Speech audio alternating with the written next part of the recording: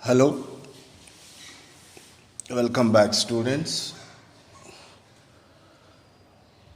We going to start the operations management.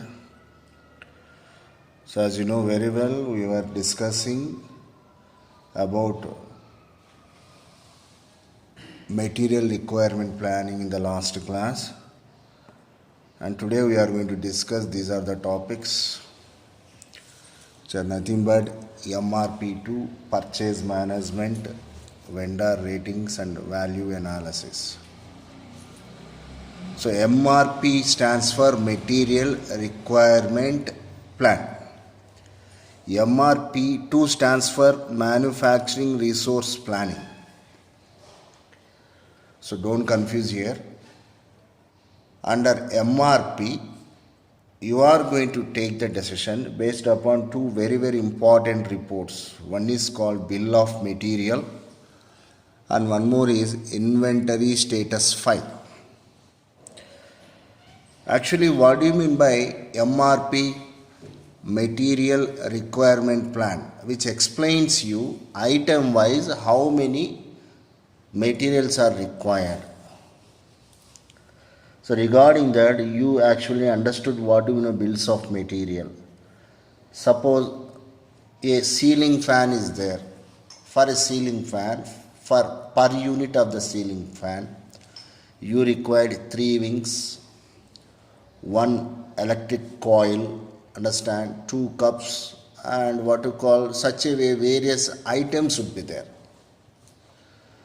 If you mention all the number of items such a manner, you call that one as material requirement plan.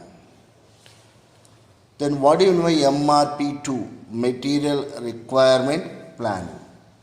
Under material requirement planning, you are going to understand the items which are sought after individually, but overall way it is going to understand about other related informations for proper planning of the material. And also now we are going to discuss about the purchase management. Actually, what do you know purchase and what is the actual purpose of the purchase management. And also we cover today vendor ratings and finally the value analysis. What I am telling, MRP2 is nothing but it's an extension of MRP. That is, manufacturing resource planning is an extension of material requirement planning. Through the MRP2, you are going to have more comprehensive and wide information comparatively with MRP1. What is MRP1? Material requirement plan. Because here you will have the extension of the information for other departments also. As you know, any business if you take, there will be 4 core areas. One is called the production management, the second one is called human resource management, like finance management and as well as the marketing management. Under MRP1, your focus would be there only on the production management, the items required and how to procure that one, the time and its number. But whereas when you are understanding about MRP2, manufacturing resource planning, you need to consider the other aspects also like HR. What are the human resources are required? You require a specialist, you have to hire that one. Or else the available person's skill set is not suitable to manufacture. You need to give them training. So these are the things you need to plan ahead itself before the product goes on to what you called manufacturing line. The best example is cell phone industry. You will be finding half yearly, tri-monthly, you will be what you call observing so many updations as far as the technology is concerned. Few cell phones are what you call meant for only to have that basic features. You call them as feature phones. Like outgoing call and incoming call, that's it. But few of them, besides that basic features, calling feature, and they provide extraordinary benefits also. Nowadays, cell phones can be compared with a laptop, sometimes more than that. Every work can be performed through your cell phones holding in your hand. So that is the convenience which is providing because of what you call advancements in the technology. So when advanced technology is going to be implemented in the item, what is required? The skill set of the workers is also very, very important.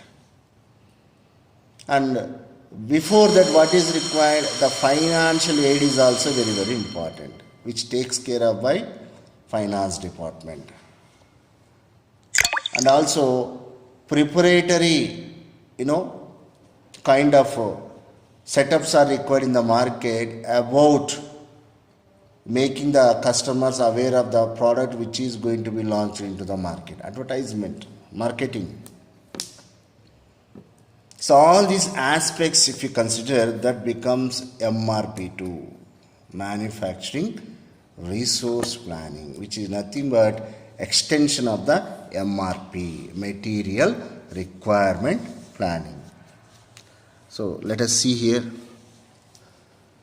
See, what are the points covered? Extension of MRP. The MRP2 is nothing but the extension of MRP. The MRP2 focuses on other areas of business, what I told you, which are nothing but human resource, finance management, and as well as the marketing management.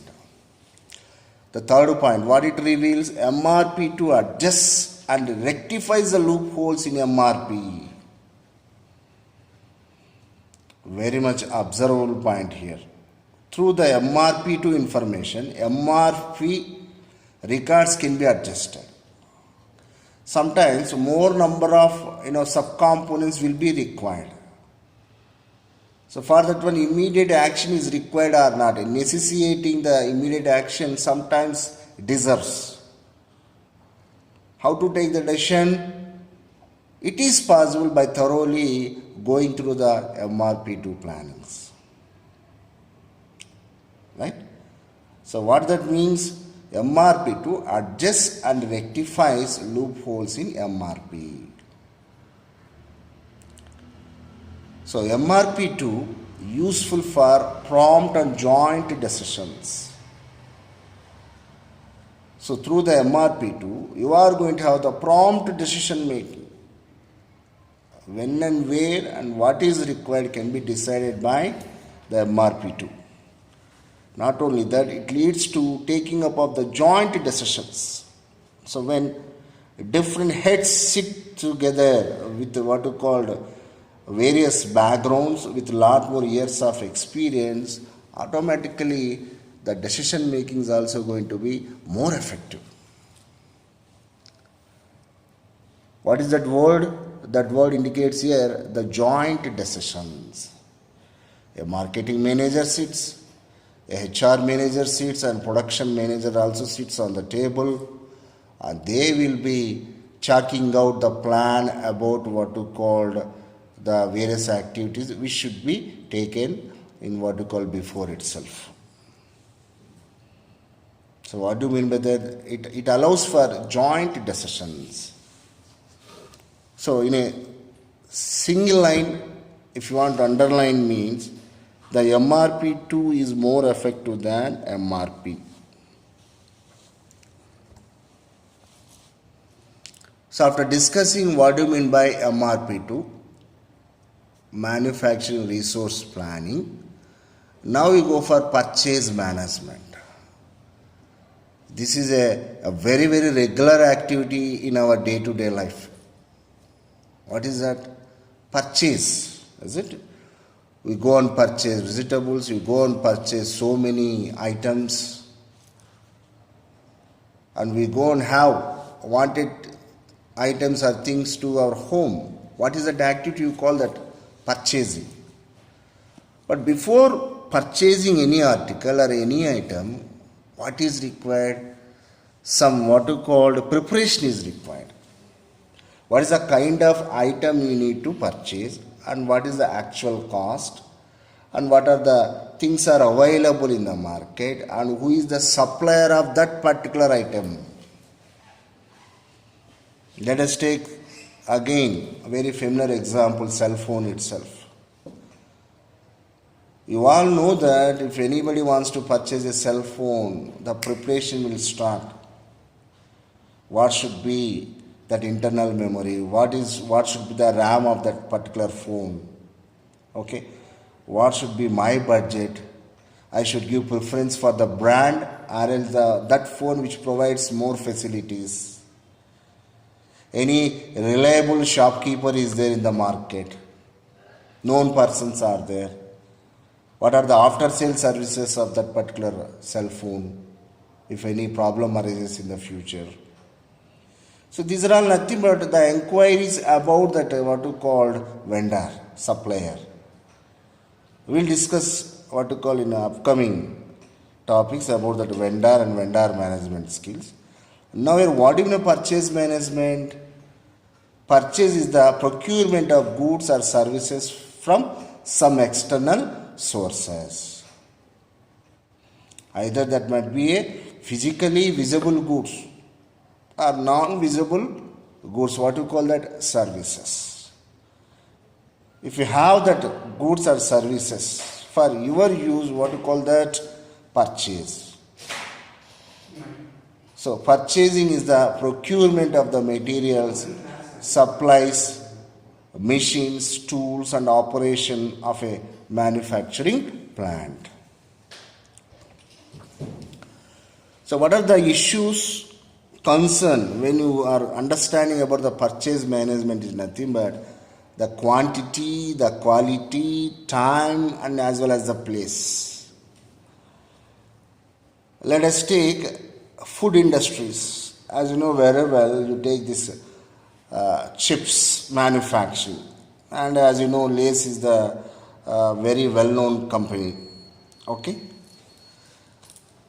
Now potato chips. Now, the raw material to manufacture chips is nothing but potato. But how many quintals or how many tons of potato should be purchased? That is a very, very key indicator as far as the profits of the company is concerned. You have to purchase suitable quantity of the potatoes because sometimes these items are going to be perishable, highly perishable. Always, any vegetable you take. So you have to decide what is the required production and how much quantity is required for that. What do you call that? Quantity and quality. You take a groundnuts itself. So a specialist would be there. They are going to decide the quality of the groundnuts. If the quality kind of groundnuts crushed, what you get? You will get a good edible cooking oil, groundnut oil. So sometimes you will find cheaper qualities also in the market. Sunflower oil, isn't it? That's why to have the quality product outside, what is required? You require the quality input, the quality raw material, whatever may be. If the patient need to recover from that particular ailment or else a disease, what is required? The quality service is required from that respective doctors as far as service industry is concerned. The time, this is most important. On time, if the wanted kind of quantity is not reached to the manufacturing area, what will be there? The time delay would takes place in the production and operations, what to call activities. Hence, fixing of the time schedule is very, very important. And the place, regarding place is concerned, Few kinds of items will be generally based upon geographical situation. You have to fix up for that also. So these are the few very, very important issues as far as the purchase management is concerned. Quantity, quality, time, and as well as the place. What are the general procedure when you go for purchase management is receipt of the purchase requisition, first step. Next one, potential sources of supply, issues of letters inviting quotations, receipt and analysis of the quotations, selection of the vendor, purchase order, follow-up and delivery, analysis of receiving reports, scrutiny and approval of the invoices. These are few of the basic steps generally when you are implementing purchase management. Here I want to throw some light the difference between quotations and as well as the invoices. When you seek a quotation from any particular XYZ supplier, generally they will give the items which are available, that's it. But when you are asking for invoices, means the items what you call mentioned along with their particular cost also. How much you need to pay, being the buyer. So like that here, if you are going for any purchasement of item required for the company, first you seek for the quotations, next level is going to be the invoices. And you need to follow up the delivery, whether goods you are going to receive on time or not. Okay. So all these things falls under purchase order, placing the purchase order. Most of the manufacturing companies will have what we call purchase management operations, so which follows the same footsteps. Okay. So after understanding MRP2 and purchase management, now we are going to understand about vendor rating. Who is a vendor? The vendor, in a simple term, if I want to say, is nothing but the supplier. Nowadays, as you know very well, most of the people stop to drink the groundwater directly or else the municipal water. Simple example I am quoting here. Okay. Most of the times we used to purchase those bubbles, water bubbles, big can, plastic cans, 25 liters can. As you know, for day-to-day life activities, without water you cannot survive. When you are asking to any person to supply those water cans, water bubbles you call technically, before that you will understand that person carefully. What is that company? What is the kind of chemical activities he is maintaining while what you call purifying the water? Okay. What is the supply method? Cleanliness in that plant, that is also very, very important. And how regular he supplies and the cost. See, based on all these things, you will give order to one person to supply waters to your house. That person you are calling as the vendor or the supplier. You are rating him based on his time, based on its quality and other kinds of aspects. Same way for big companies, they need to purchase different materials to manufacture any wanted item. For a car, iron ore purchasing would be there. You need to tie up with the person who supplies rubber material, electrical items. So for every kind of raw material, a person will be there. You call them as a vendor of that particular item. You need to be very careful. You have to be choosy, very selective when you are picking the vendor. His past history you will be verifying. Records would be there with you. And you will be asking with other what you call known community about the genuinity of this particular vendor in supplying that particular raw material.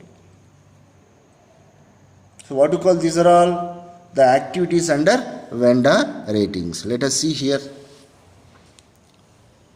The vendor is any person or company that sells goods or services to someone else in the economic production chain. What is the one more name for vendors? You see in the second point, vendors or suppliers are given standing status or title according to their attainment of some level of performance. So the person who supplies water based upon his delivery lead time.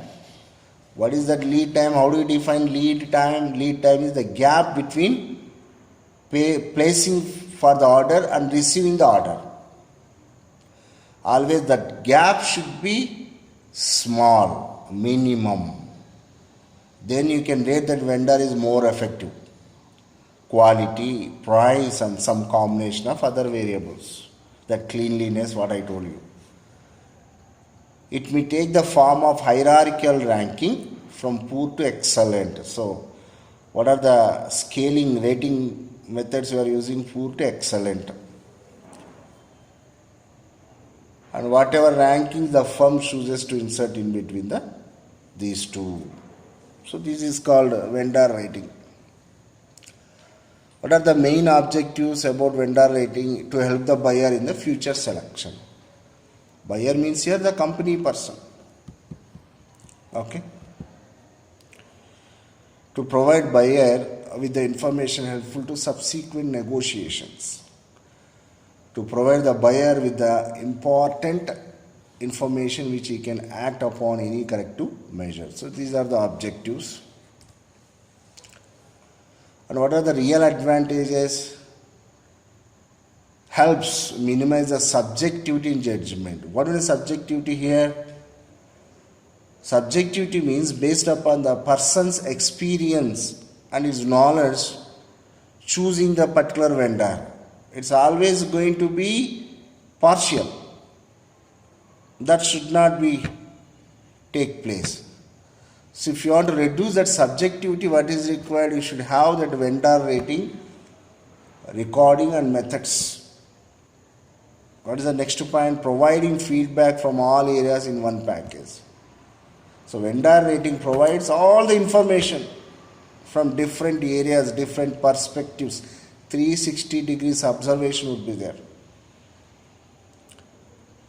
And also the vendor rating provides a link, a bridge for appropriate communication with the vendors. So which creates a strong ties, strong relationship with the vendors. We have the control over the vendor base. So requiring specific action to correct identified performance and weaknesses. And what is the final advantage? Which establishes continuous review and standards for vendors, thus ensuring continuous improvement.